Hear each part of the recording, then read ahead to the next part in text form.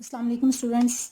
हमारा जो आज का न्यू टॉपिक है वो है empirical formula and the steps to determine the empirical formula. तो स्टार्ट करते हैं। एम्पिरिकल फार्मूला, सबसे पहले आपको पता होना चाहिए कि एम्पिरिकल फार्मूला क्या होता है। उसके बाद हम इसको इसके स्टेप्स को जो है देखेंगे और देखेंगे कि किस तरह से इसको डिटरमिन किया जाता है और कौन से स्टेप्स को हम अप्लाई करके एम्पिरिकल फार्मूला कोई भी जो है कंपाउंड उसका एम्पिरिकल फार्मूला कैसे कैलकुलेट करेंगे। तो सबसे पहले इसकी डेफिनेशन को डिस्कस कर लेते हैं।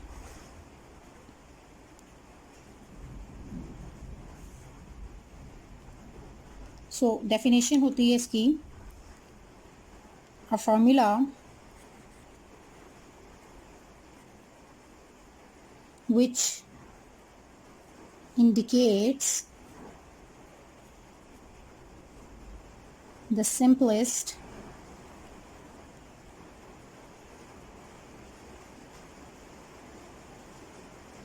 whole number ratio of atoms of different elements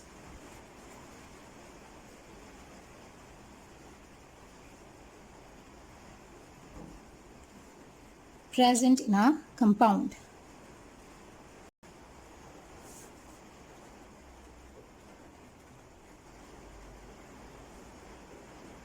Is called empirical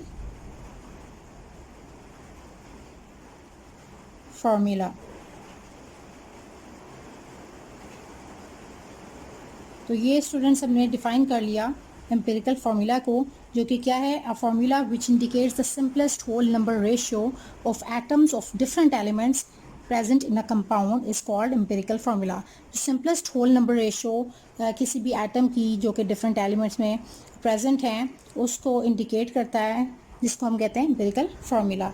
अब हम एग्जांपल्स ले लेते हैं कुछ, जैसे कि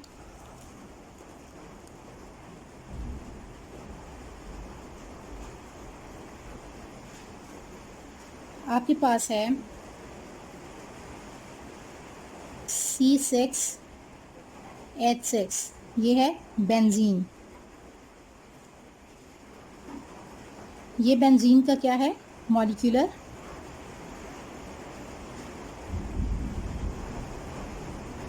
फार्मूला। अब आपने कैलकुलेट करना है एम्पिरिकल फार्मूला बेंजीन का, तो आप कैसे कैलकुलेट करेंगे? ये शॉर्टकट मेथड है जिसके थ्रू मैं आपको बता रही हूँ। आपने क्या किया, C6H6 लिखा और सिंपलेस्ट नंबर इसमें क्या है, 6 ही है। आप इसको 6 से ही जो है डिवाइड कर दें तो आपके पास जो है ये कैंसिल हो जाएगा और ये आपके पास आ जाएगा C1H1। और इसको 1 को लिखें या ना लिखें एक ही बात है, तो आप इसको CH भी लिखेंगे। सो इसका एम्पिरिकल फार्मूला जो है बेंजीन का, एम्पिरिकल फार्मूला ऑफ बेंजीन जो कि मैंने फाइंड आउट किया वो क्या है, CH। तो एम्पिरिकल फार्मूला जो है ये क्या है, एम्पिरिकल फार्मूला ऑफ बेंजीन। इसी तरह अब हम नेक्स्ट एग्जांपल ले लेते हैं, जिसमें हम लेते हैं ग्लूकोज मॉलिक्यूल C6H12O6। ये है ग्लूकोज मॉलिक्यूल।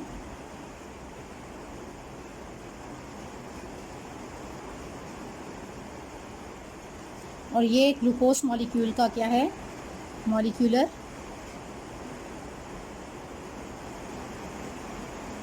फार्मूला। तो स्टूडेंट्स मॉलिक्यूलर फार्मूला तो आपको पता है इसका। अब आपने क्या करना है, कैलकुलेट करना है empirical formula of glucose molecule. तो अब हम स्टार्ट करते हैं, इसका फार्मूला कैलकुलेट करते हैं। C6H12O6। तो मैंने आपको बताया सिंपलेस्ट नंबर यहाँ पर कौन सा है, 6 है। तो हम 6 से सबको डिवाइड कर देंगे। तो ये 6 से ख़त्म हो गया, 6 2 ज़ार 12 एंड 6 6 ये भी ख़त्म हुआ। तो आपके पास क्या आ गया, C1H2O1। तो इसको आप इस तरह से भी लिख सकते हैं, और 1 लिखें ना लिखें बात एक ही है। तो आप इसको CH2O मेंशन करते हैं। तो ये आपके पास हो गया empirical formula of glucose molecule. Empirical formula of glucose molecule. Students, अब हम मूव करते हैं इसके स्टेप्स की तरफ, जिसके थ्रू हम प्रॉपर इसको जो है फाइंड आउट करेंगे। तो स्टेप्स की तरफ आएँ तो सबसे पहले जो है हम स्टेप मेंशन करते हैं।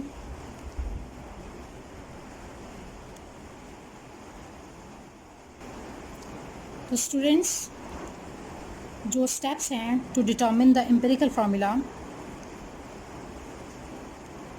Determination of empirical formula,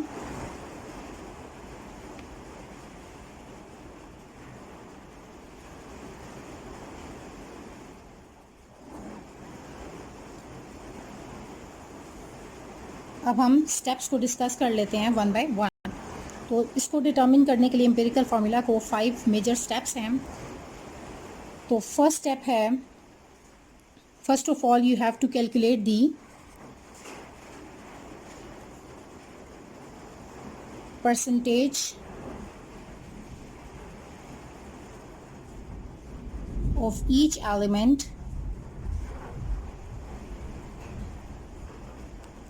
present in a compound.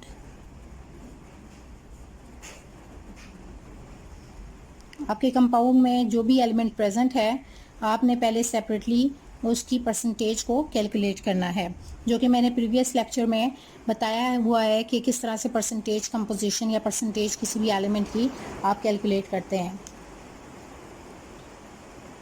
Second step है divide percentage of each element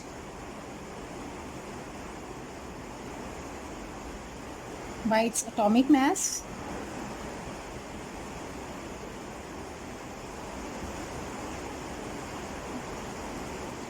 to get number of moles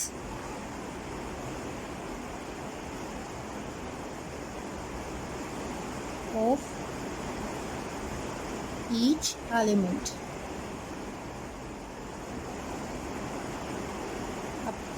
third step है divide number of moles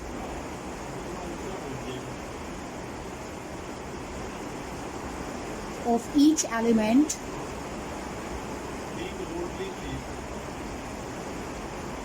bye least number of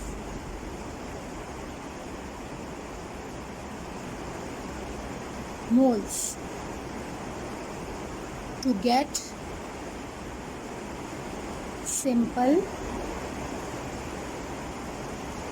whole number ratio of atoms.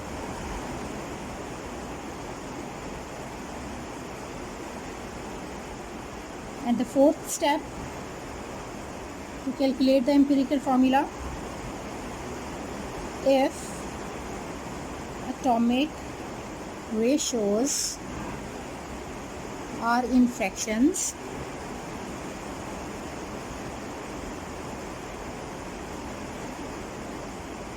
then multiply these ratios with suitable number, with any suitable number to get simple whole number ratio. And the last step, that is fifth step, is write atomic ratios of elements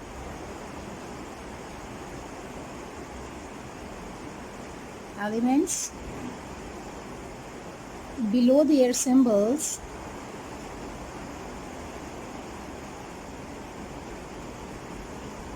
to get an empirical formula. To get an empirical formula. So students, इस तरह से ये जो 5 steps मैंने आपको discuss किए, अब इसको हम एक दफ़ा दोबारा से देख लेते हैं कि फर्स्ट स्टेप में आपने क्या करना है कि परसेंटेज जो है वो कैलकुलेट करनी है। हर एलिमेंट की कंपाउंड के अंदर जो भी एलिमेंट प्रेजेंट है उसकी परसेंटेज आपने कैलकुलेट करनी है। सेकंड में आपने उस परसेंटेज को डिवाइड कर देना है उसके एटॉमिक मास से, ताकि आपको जो है नंबर ऑफ़ मोल्स अटेन हो जाएं, ताकि आपको नंबर ऑफ़ मोल्स मिल जाएं। एंड द थर्ड स्टेप, जब आपको नंबर ऑफ़ मोल्स मिलेंगे तो डिवाइड करना है उन नंबर ऑफ़ मोल्स को of each element by least number of moles. उनमें से जो आपको जो स्मॉलेस्ट नंबर ऑफ़ मोल्स या लीस्ट नंबर ऑफ़ मोल्स मिलेंगे, आपने उससे बाकी नंबर ऑफ़ मोल्स को डिवाइड करना है। And the fourth step, if atomic ratios are in fractions, अगर आपको वो पॉइंट्स में फ्रैक्शन फॉर्म में मिल रही है तो आपने ऐसे नंबर से इसको मल्टीप्लाई करना है कि आपके पास जो है सिंपल होल नंबर रेशियो आ जाए। और लास्ट में जो है आपने क्या करना है कि एटॉमिक रेशियोज जो हैं हर एलिमेंट की वो सिंबल के साथ लिखनी है, ताकि आपको एम्पिरिकल फार्मूला मिल जाए। सो ये 5 स्टेप्स हैं जिसके थ्रू आप एम्पिरिकल फार्मूला को डिटर्मिन कर सकते हैं। अब हम आते हैं एग्जांपल की तरफ, जिसके थ्रू हम जो है एम्पिरिकल फार्मूला को कैलकुलेट करेंगे। तो स्टूडेंट्स, हम ये एग्जांपल ले लेते हैं। ये हमारे पास एग्जांपल है जिसके थ्रू जो है हम एस्कॉर्बिक एसिड का जो है एम्पिरिकल फार्मूला कैलकुलेट करेंगे। तो क्वेश्चन देख लेते हैं। Ascorbic acid, that is vitamin C, contains 40.92% carbon, 4.58% hydrogen and 54.5% of oxygen by mass. What is the empirical formula of ascorbic acid? तो अब हम इसको कैसे कैलकुलेट करेंगे? इसमें अब आप देख रहे हैं कि आपको परसेंटेजेस गिवन हैं, दैट इज़ कार्बन की परसेंटेज जो कि 40.92% है, एंड 4.58% जो है हाइड्रोजन आपको दी गई है, एंड 54.5% ऑफ ऑक्सीजन। तो आपको परसेंटेज कंपोजिशन आपको ऑलरेडी गिवन है, यानी कि फर्स्ट स्टेप जो है वो एम्पिरिकल फार्मूला को कैलकुलेट करने के लिए वो है find out the percentage composition. तो वो आपको अगर ऑलरेडी गिवन है तो फिर आपने सेकंड स्टेप पे आ जाना है। तो सेकंड स्टेप से हम स्टार्ट करते हैं, दैट इज डाटा क्या है आपके पास गिवन? मास ऑफ कार्बन आपको गिवन है, that is percentage composition, that is 40.92%, mass of hydrogen, or you can say that percentage of carbon, not mass, that is percentage of carbon and percentage of hydrogen, जो कि कितनी है 4.58% आपको given है। और the third thing, that is percentage of oxygen जो कि आपको गिवन है वो है 54.5%, and you have to calculate to find क्या करना है आपने? empirical formula of ascorbic acid, ये आपने फाइंड आउट करना है। तो अब हम आते हैं स्टेप नंबर 2 की तरफ, जिसके थ्रू जो है हम एम्पिरिकल फार्मूला कैलकुलेट करने जा रहे हैं। फर्स्ट स्टेप हमारा कंप्लीट है जो कि परसेंटेज कंपोजिशन का था, जो कि ऑलरेडी आपको गिवन है। तो सेकेंड स्टेप था divide the percentage of atomic masses by percentages by atomic masses of each element to get the number of moles of each element. तो आपने क्या किया कि जो परसेंटेजेस हैं दैट इज़ 40.92% कार्बन जो था आपने इसको डिवाइड कर दिया उसके एटॉमिक मास से। तो एटॉमिक मास ऑफ कार्बन कितना था 12 था। तो 12 के लिए और इसके थ्रू आप क्या कैलकुलेट करेंगे number of moles of carbon. तो ये आपके पास आ गया।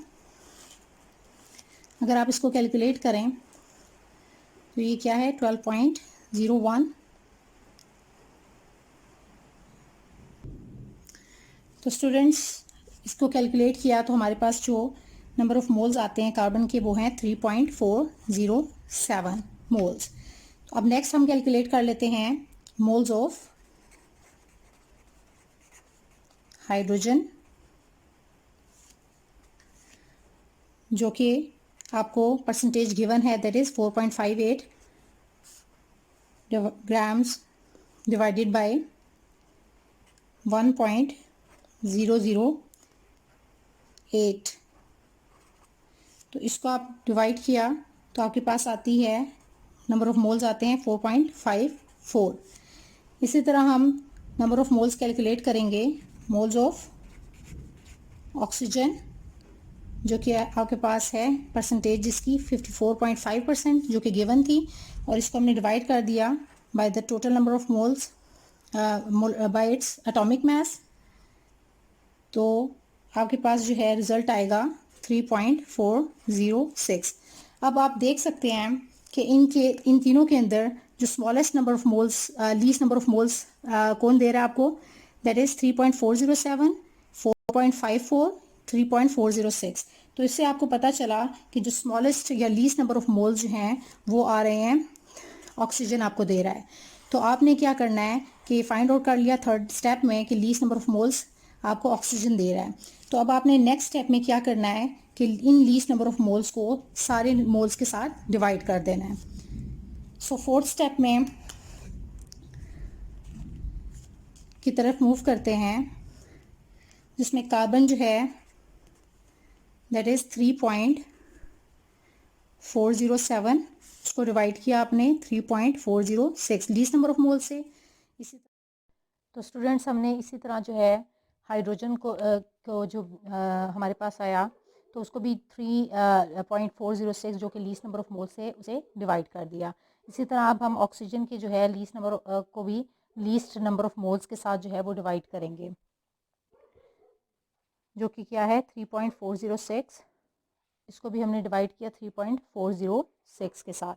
तो अब हम इनको डिवाइड करें तो हमारे पास जो वैल्यूज़ आती हैं वो आती हैं दैट इज़ इसको डिवाइड करें तो आपके पास जो है रेशियो इनकी 1 आती है। इसकी रेशियो जो है वो 1.33 आ रही है और इसकी भी 1 आ रही है। तो अब आप देखें स्टेप नंबर 4 में हमने कहा कि हमने इसको लीस्ट नंबर ऑफ मोल से डिवाइड कर दिया थर्ड स्टेप में। अब फोर्थ स्टेप जो है हमारे पास हमने क्या कहा था कि अगर हमारे पास whole number ratio fractionated form में और फ्रैक्शन की फॉर्म में हो तो हमने उसको सूटेबल डिजिट से मल्टीप्लाई करना है ताकि हमारे पास जो है सिंपल होल नंबर रेशो आए। तो अब हम इसको ऐसे नंबर से मल्टीप्लाई करेंगे ताकि हमारे पास सिंपल होल नंबर आए, ताकि जो है हम एम्पिरिकल फार्मूला जो है वो उसको रिप्रेजेंट कर सकें। तो अब हम नेक्स्ट स्टेप में ले लेते हैं कि कार्बन, हाइड्रोजन और ऑक्सीजन की जो आपके पास रेशो आई है वो कितनी आई है 1, रेशो 1.33, रेशो 1। तो हमने इसको 3 से जो कि सूटेबल नंबर है उससे मल्टीप्लाई कर दिया। सबको जब हमने इससे मल्टीप्लाई किया तो हमारे पास जो है 3 रेशो 1.33 रेशो 1। इसे मल्टीप्लाई करने के बाद हमारे पास जो नंबर आ रहा है वो है 3 रेशो 4 रेशो 3। तो अब आपको पता चला कि जो कार्बन है इसके अंदर कार्बन वो 3 है उसकी रेशो, हाइड्रोजन की रेशो 4 है, ऑक्सीजन की रेशो 3 है। तो इस तरह से नेक्स्ट स्टेप जो है, अब इसका लास्ट स्टेप, ये हमारा फोर्थ स्टेप था जिसमें हमने इसकी होल नंबर रेशो मेंशन कर दी है। अब हम इस पे लास्ट स्टेप जिसमें हम इसको एम्पिरिकल फार्मूला का नेम देंगे वो ये होगा,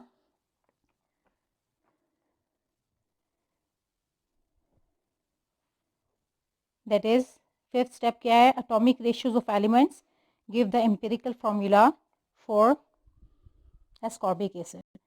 तो आप इसका फार्मूला क्या लिखेंगे, C3H कितने हैं 4 हैं, H4 एंड O कितने हैं 3 हैं। तो इस तरह से आपने एस्कॉर्बिक एसिड का एम्पिरिकल फार्मूला कैलकुलेट किया है। C3H4O3 ये क्या है, एम्पिरिकल फार्मूला है